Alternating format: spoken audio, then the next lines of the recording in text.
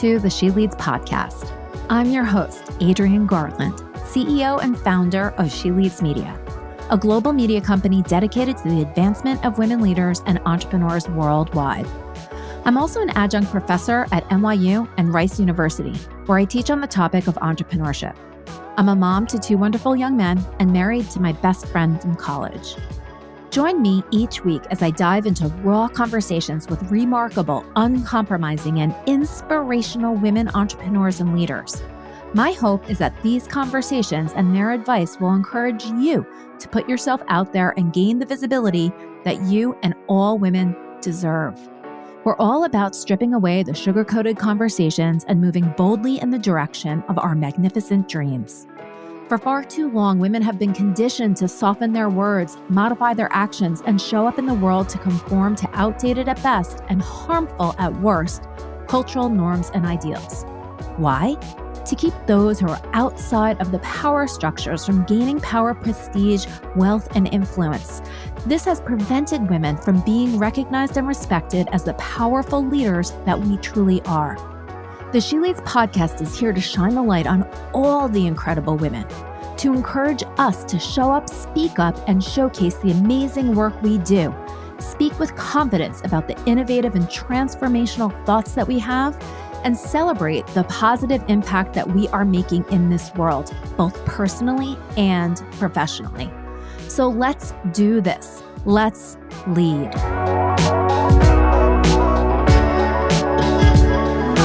Hello, and welcome to the She Leads podcast. The She Leads podcast is brought to you by the She Leads Podcast Network, the podcast network for women by women. Next up, I'd like to introduce you to our next guest. Her name is Lindsey Lovell, and she is the CEO and founder of the Millionaires March.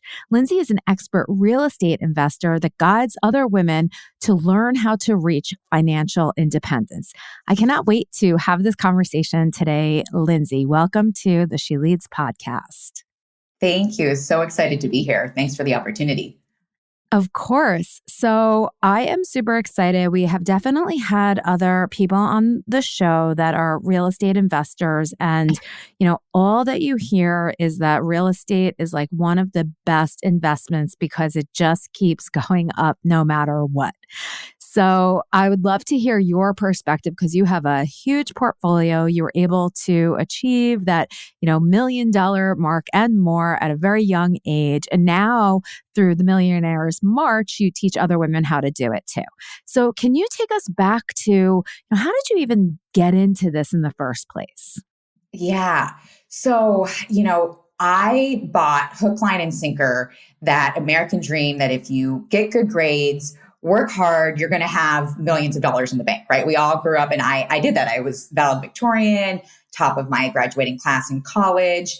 And then I found myself working in a private equity firm where, all the men around me and the few women on the deal side were making a lot of money.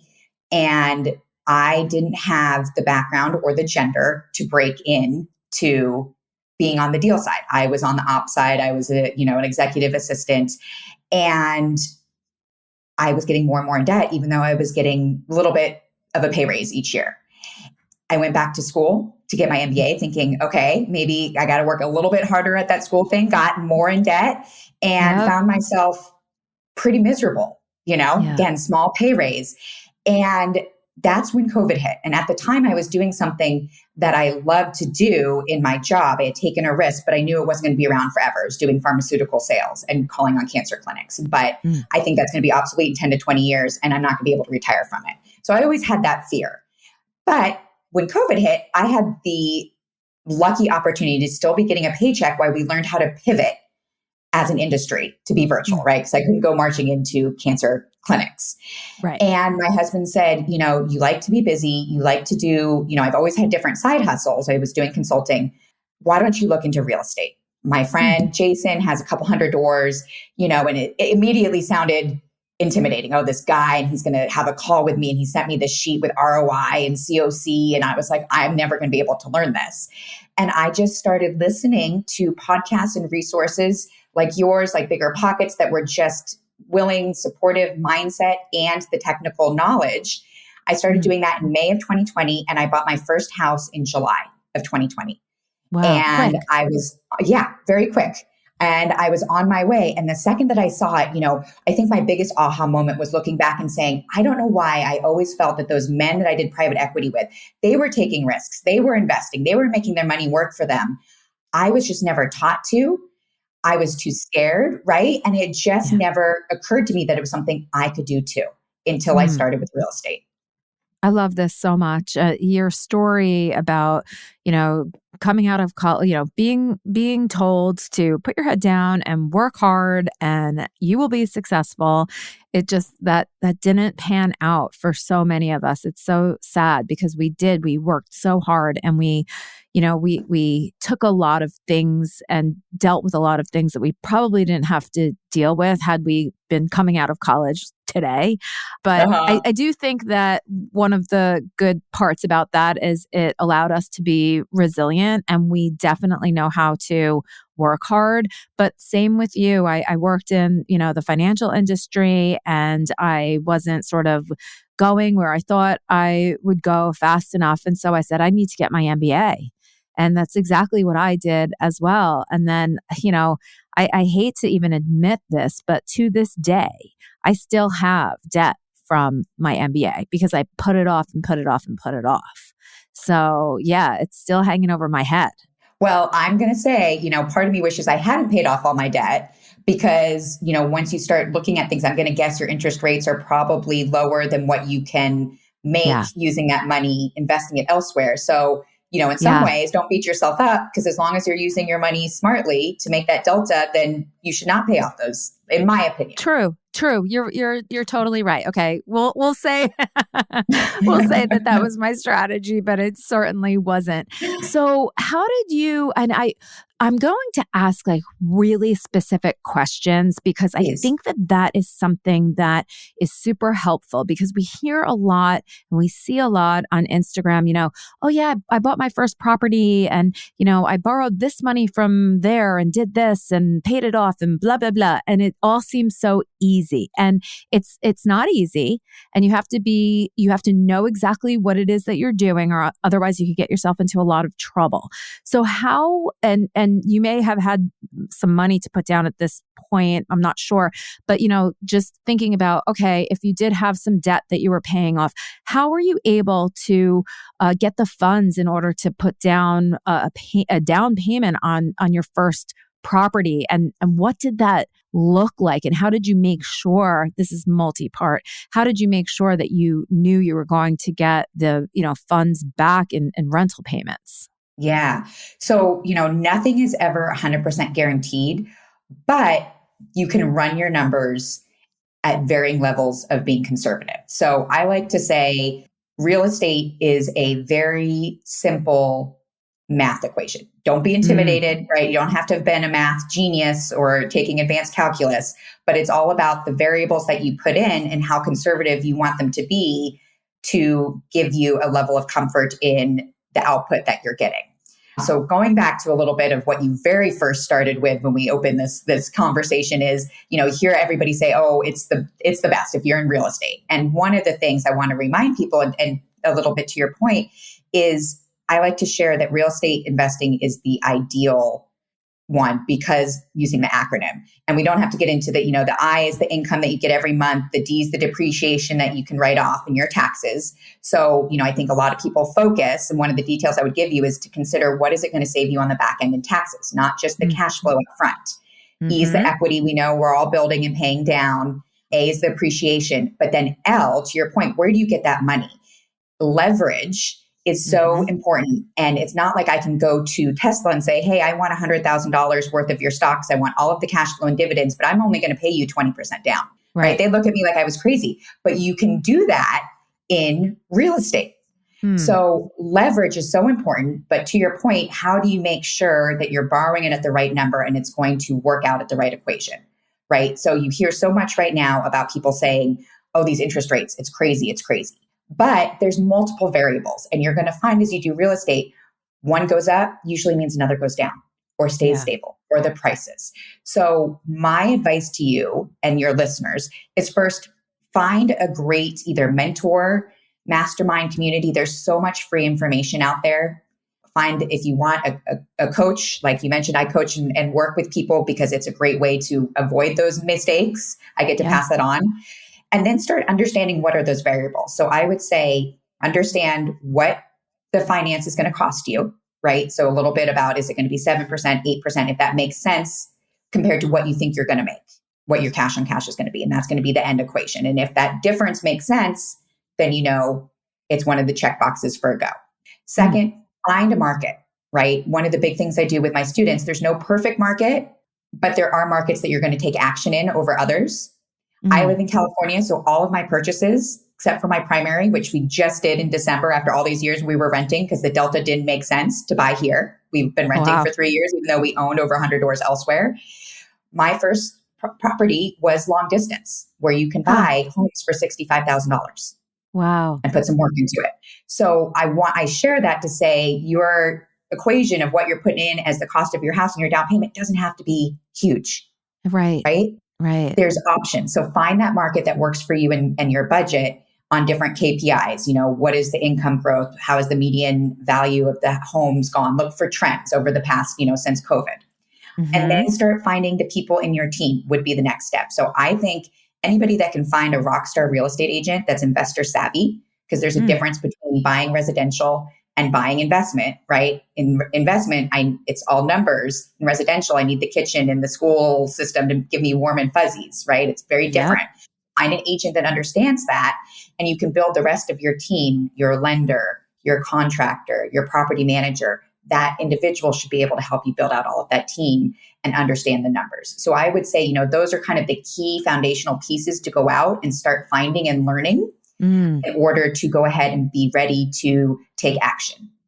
That's so great. It's so practical as well. And all of those pieces that you mentioned, again, it's not easy to do, right? Because you want to make sure that you're choosing like a great real estate agent that understands investments. You want to make sure you're trusting whatever contractor that it is that you're hiring. And I'm sure that there were some points along the way where there were challenges with that, especially if you're trying to do something long distance. Can you talk a little bit about some of the challenges that you might have run into along the way? Yeah. I always advise people, don't jump into a full rehab gut for your first one long distance, right? So you can do turnkey, right? Sometimes it's a little bit harder to force the value. And that's how I kind of did with Snowball and take money out by forcing the value, doing contract. But you can very easily add value to a house with new flooring and new paint if you find the right one, and minimal things that are much easier to manage a contractor from. Now, it took me a little while to learn that, right? I would say, one of my biggest lessons is I paid a contractor upfront for a fairly significant amount of, $10,000 of work. And he did part of it and disappeared into the wind. Oh my goodness. Unfortunately, there is literally no way to hold a lot of these contractors accountable. Lawsuits and stuff, it just does not work. But yet they can turn around and put a lien on your house if you don't want to pay for what, so it's an interesting system. So, my biggest thing that I learned after kind of hiccups with that is always make sure that you are paying in milestones after the work is complete. You've verified it and you have everything in writing in contract. You have an unbiased party, whether it's your real estate agent, your property management that's there walking the property if you're not there, to just make sure everything looks good. And always hold back a little bit for those last little, we call it, the blue tape checklist of the last little things that they're not going to want to go back and finish because they're on to their next project, but you need them to finish. So just being very organized, and you can cut it into the littlest milestones if that's how you feel comfortable. Yeah. Now, when you managed purchased and then managed these properties from afar, did you go and visit at any point? So I bought all of my houses thus far have been sight unseen. Because again, for me, it's a math equation, right? My duty as a landlord is to provide clean and safe, right? And places that people are going to want to rent. And so that's when you partner closely with a property management or real estate agent to understand what's going to rent and watch the trends and figure out, do you want a 2-1, a 3-1, a 4-2? But again, I don't need to see it beyond knowing that it's, I have the inspection, I have the appraisal, the two experts are telling me it's worth what you're paying and it's safe, or here's what you're going to have to fix. So for me, Yeah. I've gone and seen and visited after the fact, but it took me probably till I about had 10, 15 homes before I went and visited the first market I was in. This is so exciting. This sounds like so much fun. I mean, I know it's probably a lot to manage and deal with, but it sounds like a lot of fun. Now, when you say 100 doors, what does that mean? Yeah. And so this was what I also want to tell people is you're going to hear when you start listening to these podcasts and everything, people are going to be like, I have 1,000 doors. I have, 500 doors. Don't get intimidated because often people buy into 800 door apartment complex. And so they will suddenly say, I own 800 doors, but really they Ah, own 3% in a group funding of, so when I say I have 100 doors, it means I fully 100% own 100 doors, whether that's, 8 doors are in an eightplex that I own. I have a couple duplexes, but in terms of every single unit that I rent and own, I have a little over 100, give or take, on the amazing. month. Yeah. So it's been a Amazing. lot of fun and you can scale Congratulations. quickly. Thank you. Yeah. I really appreciate that. Thank you. Yeah. That's so much. It's just so much fun. It's great. It's so exciting and inspirational to hear because I do think that this is a place where, women can really thrive because I do think that we have gut instincts about certain things, especially when it comes to, homes and property. There's things that we observe, I think, around neighborhoods, even just kind of looking online that other people might not pick up on. Totally agree. Yeah. 100%. Yeah. Can you talk a little bit about also real estate syndicates? We've had some people on the show that the primary way that they invest in real estate is through real estate syndicates. But the more that we hear about this stuff and the more that we get comfortable with it and we hear it from different people, I think the better it can sink in and that we can be comfortable with it and say, well, maybe that's my way in, right? Maybe I don't have to buy a property on my own and do this on my own. 100%. And that's the beauty is there's so many different ways. And I'm glad you asked because we actually have a syndication company called G6 Capital. And basically what a syndication is somebody like myself and my business partner, we will find typically you want to make sure that you're investing in one that already has the deal up front. And we'll come to you and say, for X amount of dollars in whatever slice of the pie we're offering you want to buy, here's the estimated annual return. Here's, some of them will offer tax benefits. Here's what you can expect. And it will have an entry date and an exit date. And they can be anywhere from 2 years to typically, 10 years. Ours run from 5 to 7 years. And you are joining as what is called an LP, which means limited partner. Meanwhile, those running it, I'm a GP, so general partner. So I'm doing the work. I'm sending out the updates. I'm managing the managers or managing the asset myself. And in theory, you get to sit back.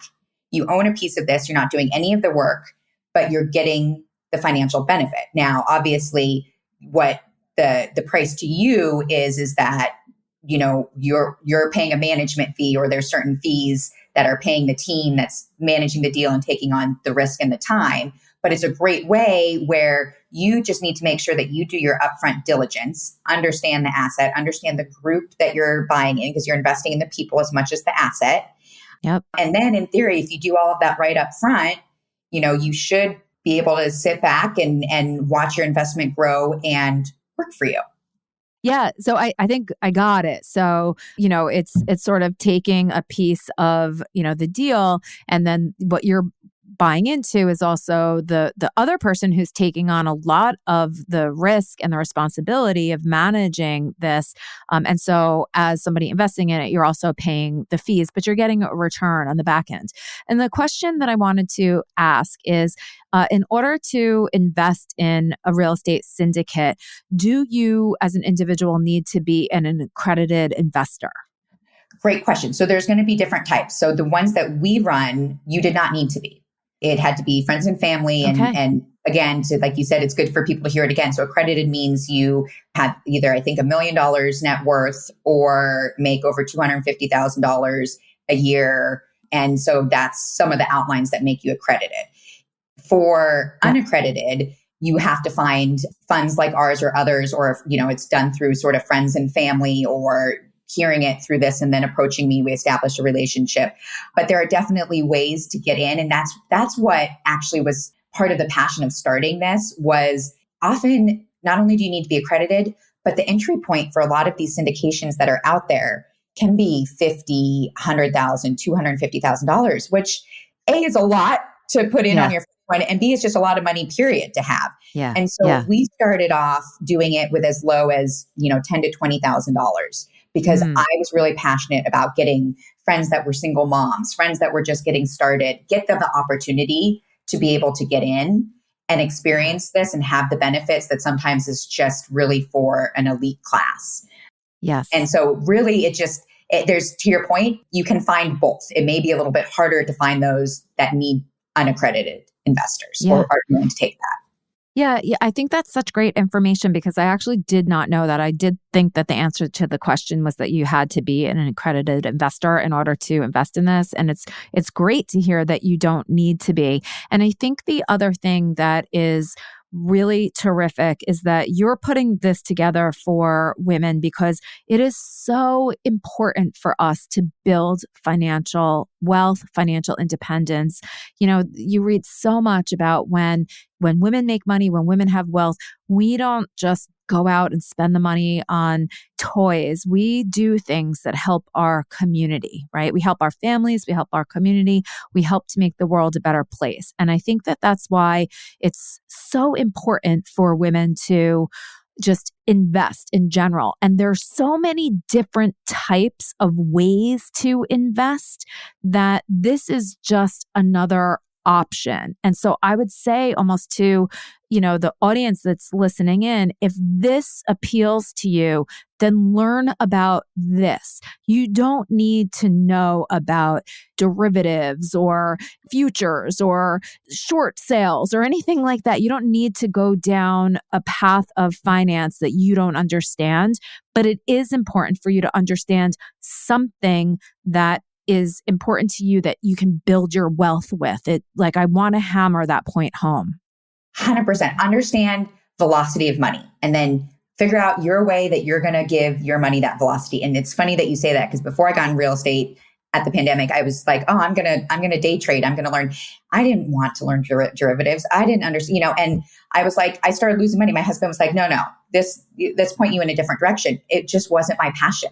Maybe it's somebody else's, but there's so many different ways. And, another very simple thing that I think a lot of us aren't aware of is you can take your 401k from a previous employer, roll it into a self-directed IRA, and use that to invest, or use that to loan to hard money to investors like myself. You write the check, you get it back in a certain amount of time. It's leveraged and guaranteed with a property. It's one of my favorite things to do with my IRA and 401k money.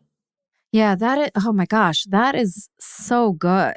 And I guess with everything, you have to do a lot of research, because no matter what, anything could happen. And God forbid this investment doesn't pan out.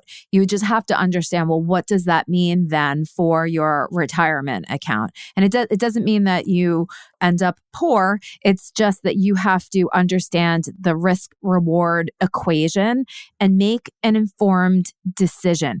And I would also say, like you did, like you went out and you did the research on your own. You learned about it.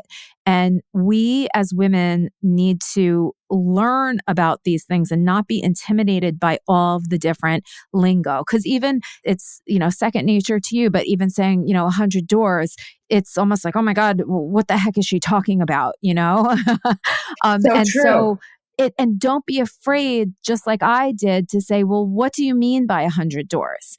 Because oftentimes I don't think people are trying to intimidate you. It's just shorthand. It's like anything else. When you're in the industry, you just throw some terms around, but you're not trying to harm or hold back information from people. But sometimes I do find that a sweeping statement, because it's not all, but there are certain maybe class of people or men or something that they don't want to necessarily share the information with you. So avoid those people and find the people that are willing to share the information, because this is not meant for just a few. This is meant for all, and we need to take advantage of these things. And I think one of my favorite things about getting involved and getting in this is that in general, the real estate community is so excited to happy and share and pay it forward. And the women that I have connected with through this, we're all in it together. Definitely a mindset of as the tide rises, all boats rise. And so don't be afraid. And if you're asking and you're kind of getting a weird feeling from such, move on. There's so many of us that are excited to help because we've all been in those shoes before. Yeah, this just seems like such a great thing. And the other thing that I like about it too is that you don't need to put all of your eggs in that basket. You can still have a job. You can still, have your own business and play around in this a little bit to learn. And even, $10,000 is not nothing. Definitely have to save for that and put that aside. Or like you're saying, use a rollover into a self-directed IRA and use that money. But you do have to sort of take a little bit of a risk. And I would say that it's not even really a risk because it's more risky to just put your money in a savings account that's making nothing. It's doing absolutely zero for you.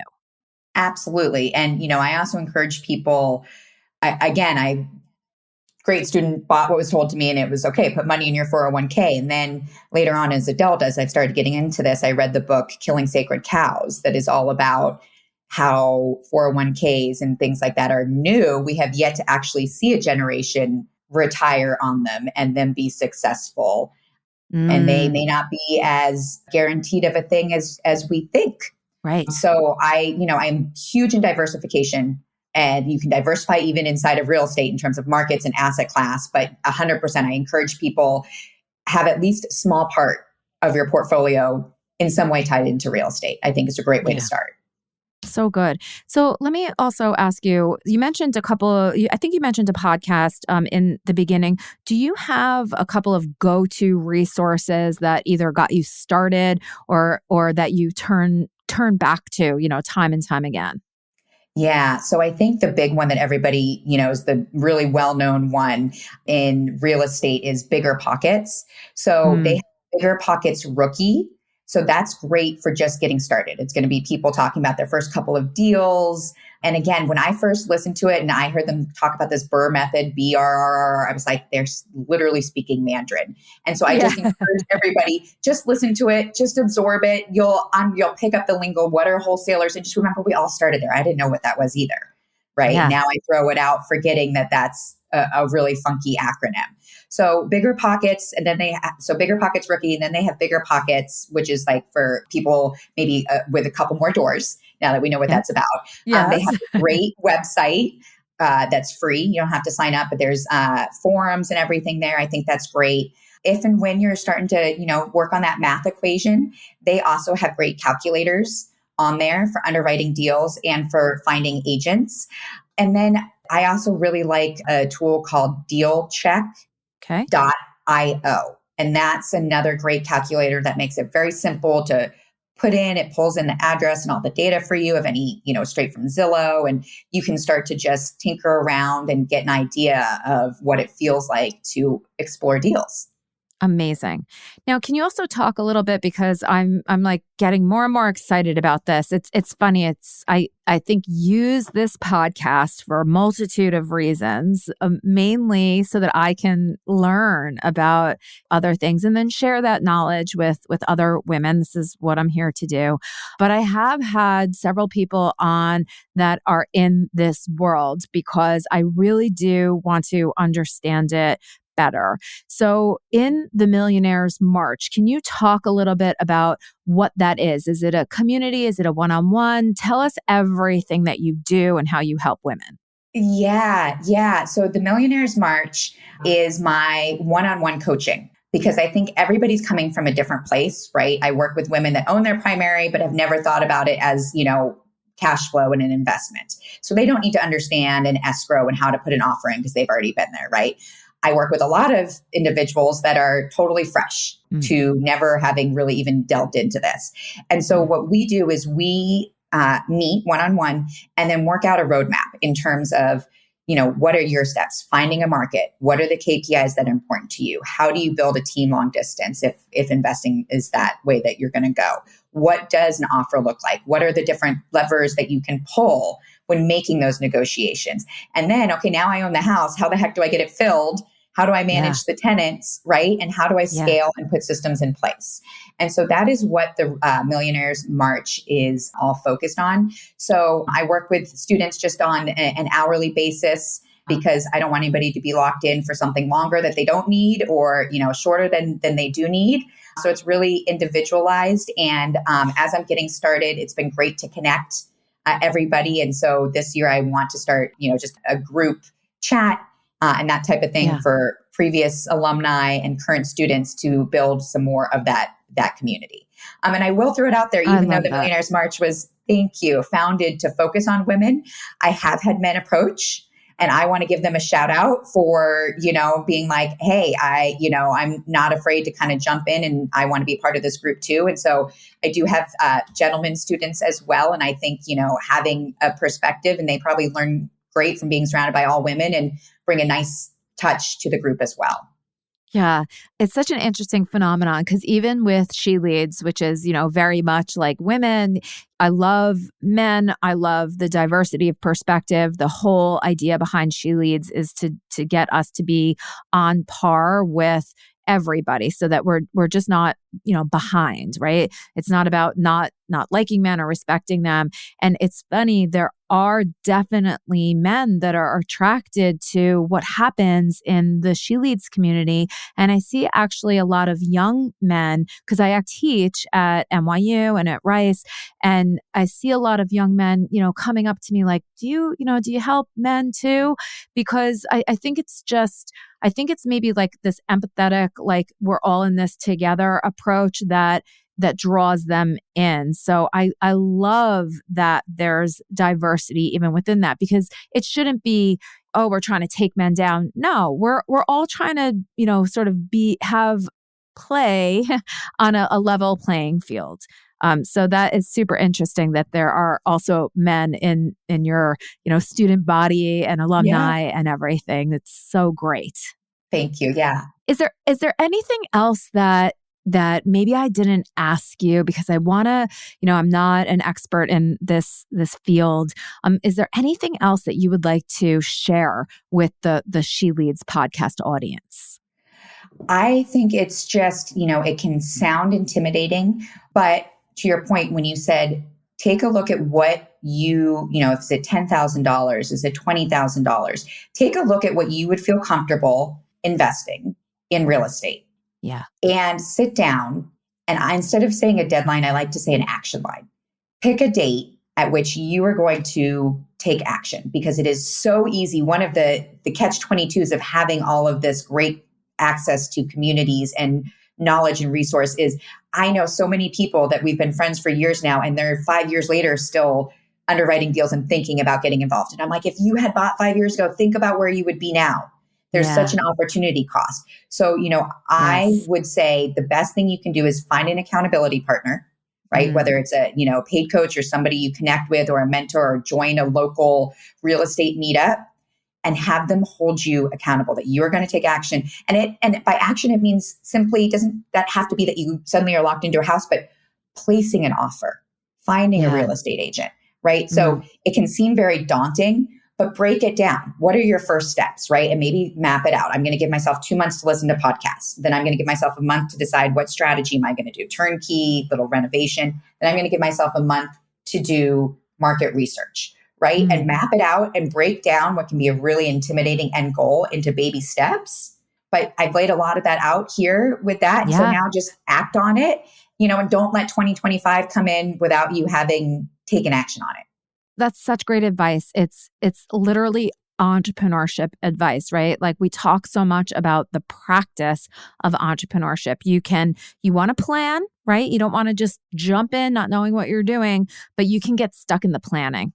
And Yes. entrepreneurship really requires us to take action, to put something out there, to learn so that we can then, modify, iterate, and make something better or more valuable. And it's the same, right? It requires action. And I love the phrase that people talk about. It's the same with real estate. Like, when's the best time to invest in real estate?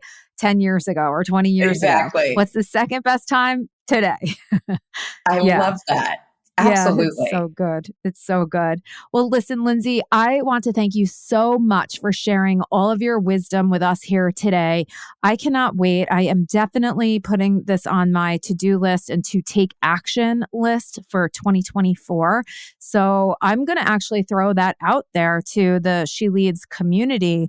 If there's anybody else that's listening in that wants to maybe do a little research together, maybe do some planning together, contact me. And I'm sure that Lindsay would be very happy to kind of give us some advice.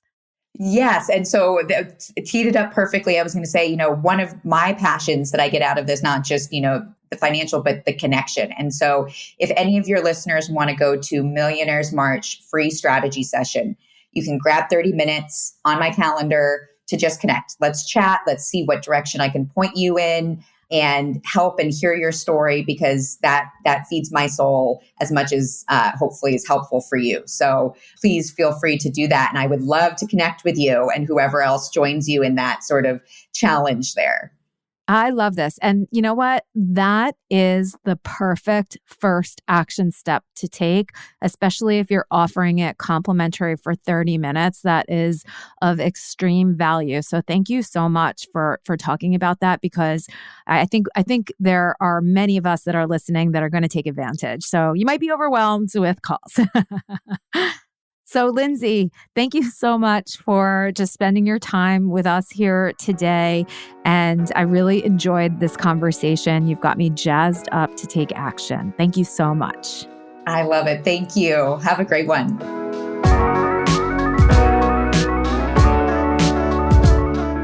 This and all of our episodes are brought to you by the She Leads Podcast Network, the podcast network for women, by women.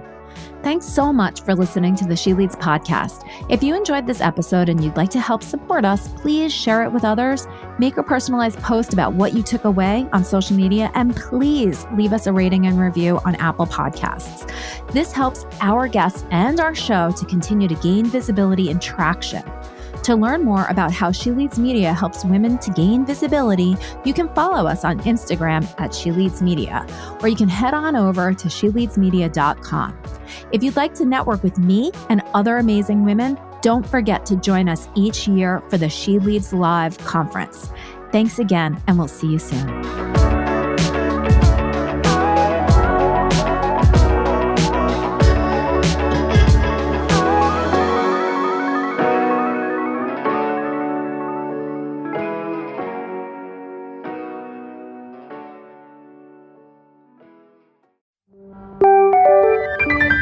This is the She Leads Podcast Network.